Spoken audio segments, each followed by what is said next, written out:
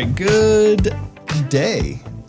We'll assume you're listening during the day. This is the Homes WTF podcast. Homes, where to focus. This is episode 16, I think, of our podcast. We're going to talk about making your home larger today, expanding the size of your house and how achievable that is. But before we get into that topic, I want to talk about a little bit of a hot take. Not really so much of a hot take as more of just a fun little history fact about real estate. I wonder how many people remember the department store at Sears that was so popular for so long. And do you know that they used to sell houses? Yep. Sears sold house kits from the, I think, 1908-ish range all the way up to about 1940. They sold less than 100,000 of them, but somewhere close to 100,000 houses. It'd be delivered by train and assembled on site. Literal kits for houses. I think their biggest model back in the early 1900s was less than $6,000. You could buy this house from Sears.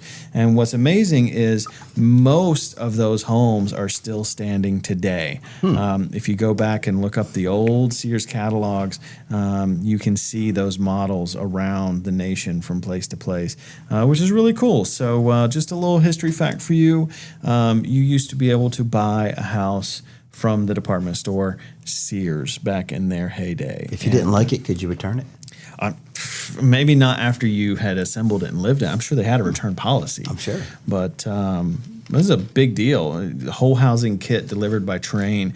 They would send you this instruction booklet about your house, and your name would be embossed in gold on the manual. So it was a luxury experience. It was a neat thing. And they're not bad houses. Again, some of them are still standing today. I want to know what you read on a daily basis that gives you all of these little things. You just know. I'm just around real estate all the time. Know it. So, well, let's get into our topic today. I think we're going to rely a lot on Jason's expertise for this. But wrong person. But expanding houses. So, right now we live in an interesting time where people are sitting on these really nice low interest rates, and maybe they're hesitant to try to move and get one of the modern interest rates and give up their 3% or whatever they have, but they need a bigger house. My family grew or whatever the reason. How do we do that, Jason? How possible is that? Yeah, so I have one that I just talked to yesterday. They are an existing customer. We've done work for them in the past, and we're actually doing an addition for their daughter right now, and it is an exterior addition. So, and there's a difference. There's interior, there's exterior. You may have space inside of your house that was never finished or areas that you're going to repurpose. So, but that still could be considered an addition. So they're wanting an addition as well, and nail on the head. They have a rate that is under 3%. And they're like, it just doesn't make sense for us to move. We only owe $70,000 left on our house, but I've got to make more room because my sister, they're older, has to come and live with us soon. So they're trying to make another basically master types ensuite. So in the area that it's in, it's hard to, I try to, tell customers and stuff, hey, is that the best thing for you to really do or what? But, under 3%, only owing $75,000. I mean, that's hard to move, unless you're just wanting the money and want to get out of an area. So, it sometimes is difficult. And I think that exterior additions are far more difficult in making your house bigger, quote unquote, than it is doing something interior if you have it. And it's just really weird because I have both of them going on right now. I have a basement that was unfinished that we are turning into a room and a bathroom and a kitchenette. And then I have an exterior and possibly another exterior one that we're going to be doing as well, which doesn't happen a lot. We do a lot of, remodeling bathrooms, kitchens and stuff like that. But is it making your space bigger? It might make your bathroom bigger if you're encroaching on some other type of room and you're expanding that, but is it going to make the whole space bigger? Not according to square footage, heated type stuff, no. The ways to do that, though, is if you've already got something that is existing there that you can add to, like a basement or sometimes even an attic. I've been in several attic spaces where you can put a basketball goal up there, and I've done them up there as well. So as far as the difficulties in doing it, I think that it's harder to do to adding a part of a house to a house exteriorly is definitely harder.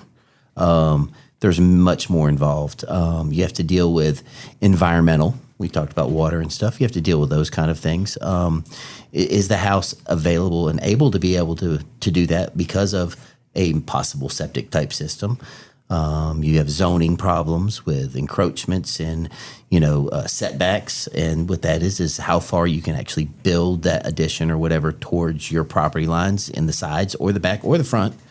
Every survey will have those on there. So it can be a lot more difficult as far as definitely the front end of things, getting everything in line to get that off the ground. When they're inside, sometimes you don't have to worry about zoning.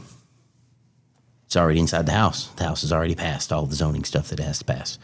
You don't have to worry about setbacks or encroaching on anybody else's property or, putting in new foundations and new footings and there be possibly bad ground. It happens. So it's definitely easier to work with something if you already have it versus, building something new and adding on to the exterior part of it. So that can be very difficult. Like I said, I mentioned probably a ton of things that was really fast, but there's several things that can hinder how hard it can be to add that addition from groundbreaking all the way up to putting the roof on. Weather. You talked about the exterior expansion being harder. That's adding to the footprint. Right. I assume this is going to be similar. But let's say I have a one-story house and I want to add a second story. I want to push the whole roof up and everything. How does that rate in difficulty? Well, we've done that. I've done that too. Back in a different area where they started really booming with that, there were very small houses and it was in a very popular area near a center city. And you couldn't build out, you had to build up. So we would go in and actually take the whole first floor off, cranes and everything else. It's difficult. Now, you still don't have to deal with any kind of property setbacks because you're still going in the same footprint, so to speak, of where that original house is. You're just going up. And it really is, you'll hear this in building and even real estate, it's cheaper to go up than out. What about structurally, though? Are you pressuring your foundation? Well, there's ways to shore those things up. You can go in and pump more concrete into a footing. You can, add more piers or support beams or girders or anything else you can add to those things. And you would have an engineer, because that's a specialty. They would come in and actually engineer that product and say, hey, this is what you have to do to be able to get from point A to point B. But it is actually cheaper to go up than it is out. Sometimes, not all the time. It just kind of depends on maybe the year of the house and the condition too.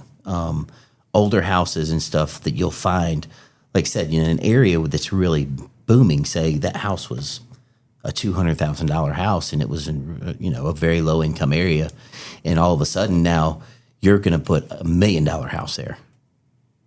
It happens. I think it's going to start happening in some areas around on our area soon. But I mean, I've done that, pretty much, there's a guy out on his front porch sitting on his couch that's on the front porch watching us, and it looks like the Beverly Hillbillies over there, and we're building a $1 million house beside them. But we took the same house because of the footprint that was there, and it does cost less because you're already starting with a footprint. That the cost of a house is in your footings, foundations, and your roof. Those are the big price points. The more angles and stuff on a roof, the more expensive a house is going to be just because of that. And footprints, with the ground and how much concrete you have to pour and what type of material you're using to come out of the ground. That's where a lot of your costs typically is in a house. Those are your big three. And if you're going up, I'm not going to be able to live there. I'm probably going to have to move out for a little while. Right. Yeah. If you're going up, you're moving people out. With most exterior additions, usually the people stay because you're not really bothering anything that's already. You might tap onto it at one point, like the one we're doing now. We're building the whole structure that's attached to the existing structure. Well, we're not making it an entrance into that existing structure until everything is done.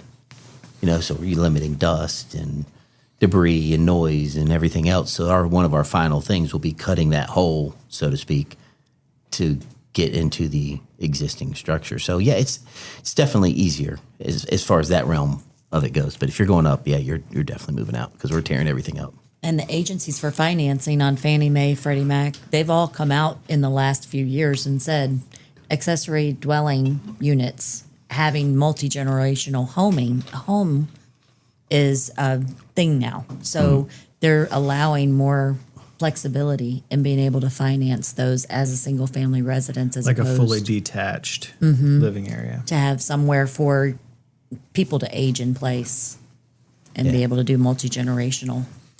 Well, and I think from a real estate perspective, the adding to the footprint or adding to the height is probably more difficult. Not probably, is far more difficult than, say, finishing a basement. For sure. But it's arguably more valuable at the end as well, because a basement is typically what we're going to call below grade square footage. You can have nice walkout basements, but when an appraiser values a home, they value the below grade, the finished basement area, as just a percentage of the overall value. If they look at your home and your location and say, well, this is a $200 per square foot house, they would also give that $200 per square foot to a second story, but a basement, they may only give $100 a square foot or $120. It doesn't matter how nice it is. They just discount below grade square footage in valuation. Yeah, I can see some of that now with basements. Now these days with basements, you have to have a third wall that has no total access.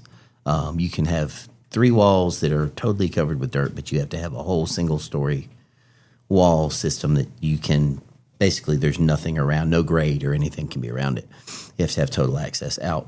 And plus, when you're doing a basement, you've already, one like that, you've got the floors already. You've got slabs already there. You've got, there's going to be some type of framing structure that is already there. So, you very rarely walk into one where there's just a totally wide open room. The older ones that are, totally submersed in ground, but, yeah, and then you're going to, in some of the basement type stuff, some of them already have where they've kind of, when they built the house, they said, hey, well, we're going to do this later. So hopefully they've done some pre-plumbing and they've made their HVAC systems expandable to be able to go into that and everything else. But sometimes you don't get that. The one I'm doing right now, they didn't do that. So we're having to add, HVAC systems.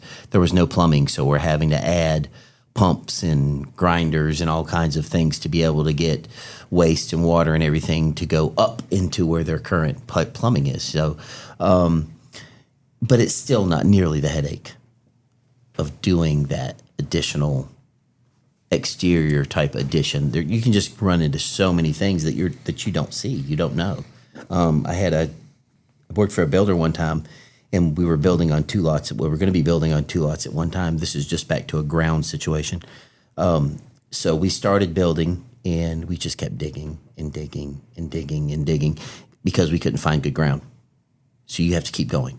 And because they do tests for that now. They come out and they probe the ground to see how strong it is for, whatever type of additive you're going to put on it, whether it be concrete or a mixture of a bunch of different things. It could be some steel, some metal, all kind of things can go into it.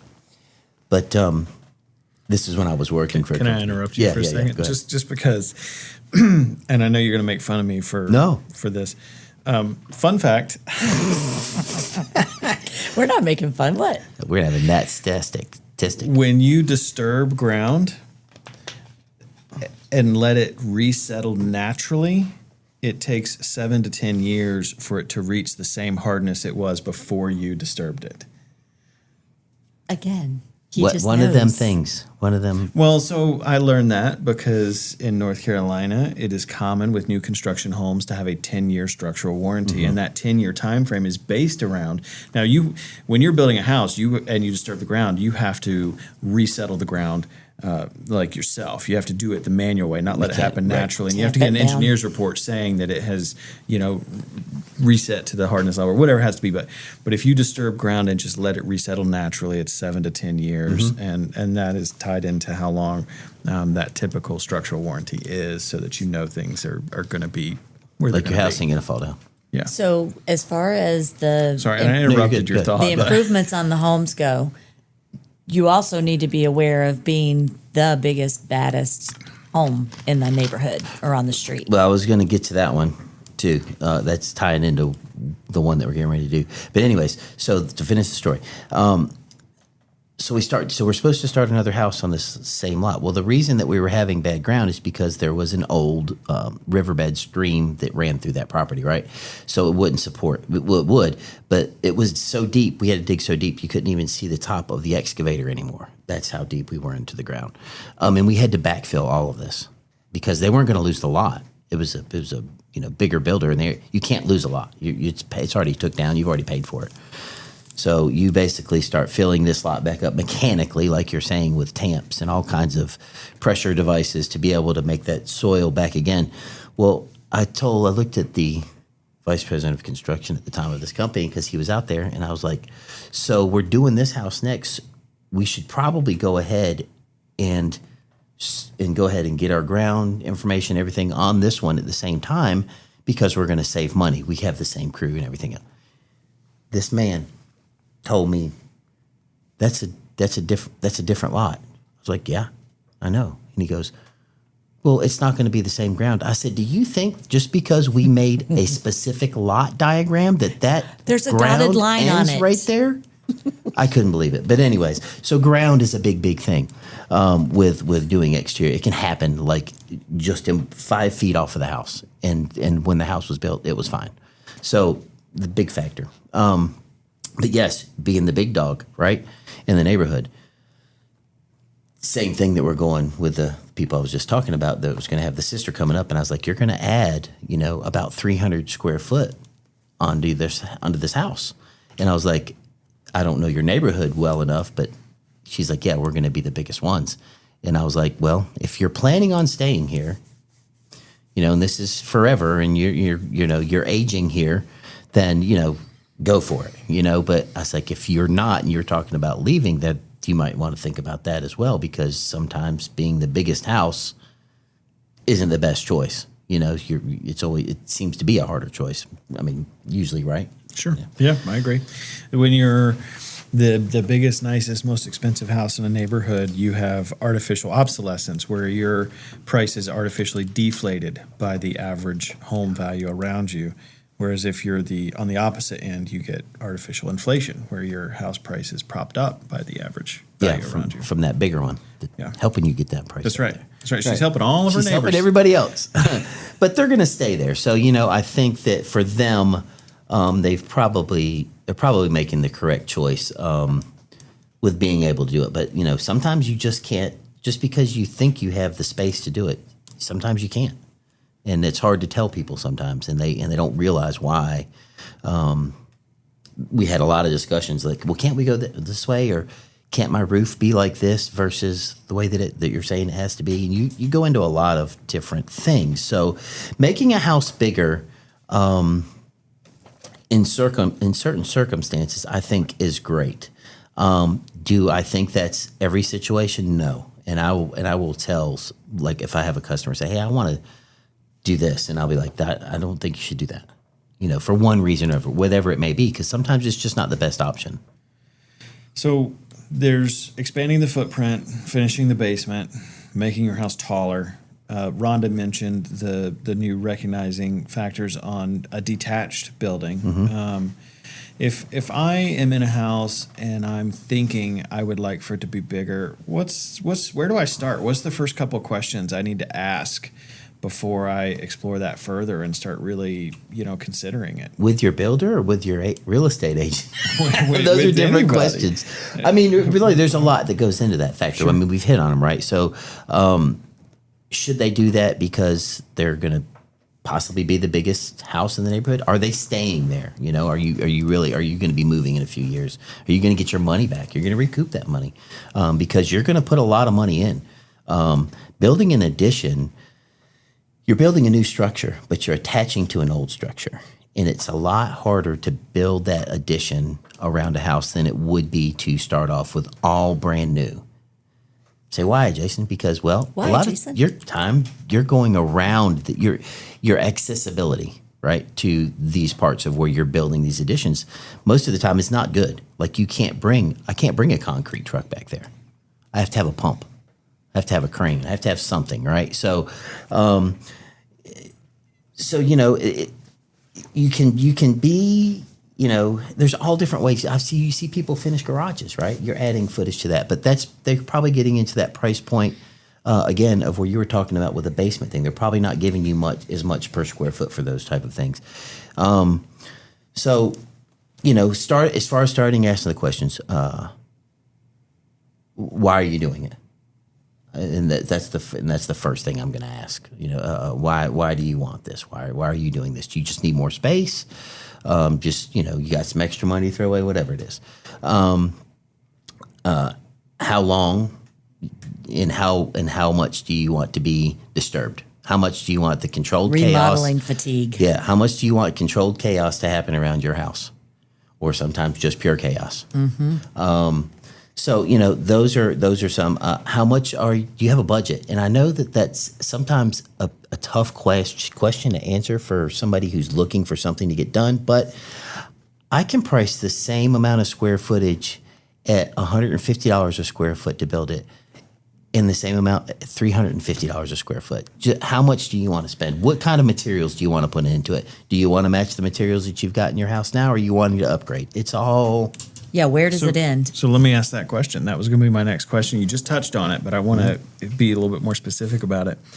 Let's say I live in a fairly average house that is worth $175 a square foot. Mm-hmm. Can I expand the size of my house within $175 a square foot budget if I want to add? Do you think it can price out that like dollar for dollar so that I do get my money back? It's tough. It's tough. I mean, it really is. It can be done. And there again, how much, the other question is somebody wants me, can you put any sweat equity into it? Do you want to finish the painting? Do you want to maybe finish the flooring? Do you need to move into this right now, kids? It's something that you can say, hey, I don't need this in there now. We can do that later, whatever kind of thing. What is the purpose of it? So I'm not going to say no, it can't be done. It's tough to do, especially with and just going with the area, of where you're at. Most builders with additions and stuff that you see in this area are anywhere from $225 to $275 a square foot for doing stuff like that. So no, net. Well, but that's in this general area. So if you're going outside and going more rural, that price will tend to decrease a little bit more. Uncle Bob knows Jimmy. Right, and then not only that, you're just not in like a city area. Like if you were doing that in Winston Clemens, that's the price you're going to pay. But you go out to Brown Summit area, and that price is decreasing, as you're going out a little further. And not because it's a material thing or anything else. It's just the prices of which you have to compete with. So is there a preferred improvement that you think would net more of a value to you? If you were trying to retain the value of the home or strengthen the value of the home, you should do this over this. You asking me? I am asking you. I don't think there's a blanket answer to that question. I think adding finished square footage is always just adding finished square footage, and you boil it down to what value does your area give per square foot. But in any given situation, there's going to be things that are better. If I can turn a 1.5 bath into 2 full baths, that's the best value for that particular house. Or if I can turn a 2-bedroom into a 3 or a 4, those are good things. So there's always going to be specific situations, but 4 to 6 bedroom is not better. No, So that's just square be footage for reasonable. square footage sake. Right. I don't think there's a big immediate value. If you have 2 houses that are both 3,000 square feet, one has 4 bedrooms and an office and one has 5 bedrooms, I don't think there's any meaningful difference in value between those 2 houses because they're the same size. But if you can make those meaningful changes, an extra bathroom or an extra full bath or whatever, those are great. Second living space. But generally just adding finished space is adding finished space. Right. It's good. So Yeah, no matter how you do it, there can be certain situations though that you definitely have to stay there to recoup anything from it. You don't want to go in and spend $200,000 on an addition and move in a year. But we're in a time now where people are having to take in family They are. members. Yep. And it's something to think about because if you've got the property and you've got the equity and you love your home and your area and you've got the ability, Right. that may make more sense. Right. Yeah, and you just have to weigh those options of what it's just personal views for the person who's doing it, right? Like I said, I try not to go in and say. I mean, you can go into every house and say, "Oh yeah, let's do this addition. It's going to be great." Because I sometimes I personally do not like doing exterior additions. I do not like doing them. It's like building a new house again, which is great, and a lot of people like doing that. But I just personally don't like doing them. It's just my personal opinion. I mean, we do them, and it doesn't change my opinion or the way that I treat any customer or anything else. But just for me, It's not your favorite thing right, to do. you're less time on a job. When you're doing something, especially like you're adding that square footage in the house, if you have it to be added there, one of the big things, weather does not affect. With additions, it affects us every day, whether it's just super hot, you get a lot of rain or a lot of weather, or when you can start it, when you can finish it, when you can do things. It has a big factor to it too. So you're there for a lot more time.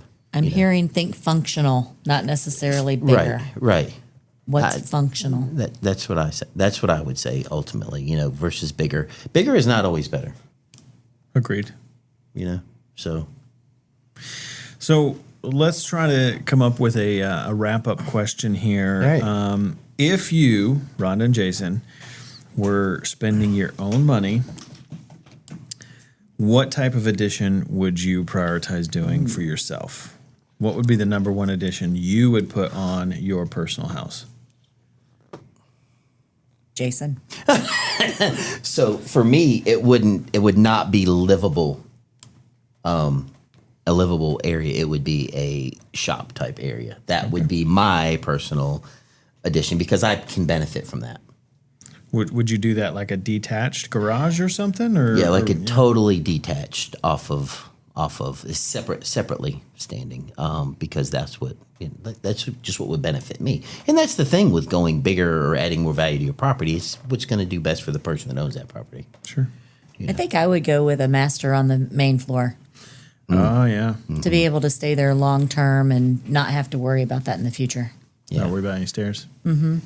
I think for my house right now, back to Jason's point of thinking functionally, it would probably be a sunroom on the back. I've got like a covered porch, but it's just a covered porch. It'd be really nice to turn that into a sunroom. Four seasons, right? Yeah, Four I think we seasons. would really enjoy that. So Yes. People love those. Love them. yeah. Well, Jason, that was fantastic. I know I learned a lot and consider a lot about additions, and I think sometimes people don't think in that creative space when they're trying to decide what to do with a house. It is possible. It's not easy, but certainly possible. So next week, we're going to be talking about Can your house just be stolen from you with a piece of paper? Give me that back. There's a lot of news stories and stuff going around about people's ability to just steal your house out from under you without you knowing it. And we're going to dispel some of those rumors and talk about some of the ways that you can keep yourself safe. And we're actually going to have a guest on that episode, somebody who knows a lot more about it and is smarter than us. Next week, definitely tune in because we'll have smart people in the room. Yeah, we're popping cherries next week. So that's next week. We're going to be talking about the deed to your home and can it be stolen out from under you. Tune in next week for that episode. Thanks for listening today, everybody. Good chat. Good chat. Good chat.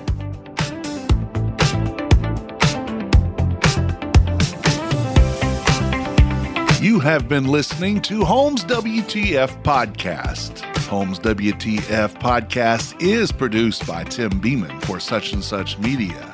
The views and opinions stated on this podcast are solely those of the contributors and not necessarily those of our hosting or distribution companies. This podcast is copyrighted and cannot be used without express written consent of Such and Such Media.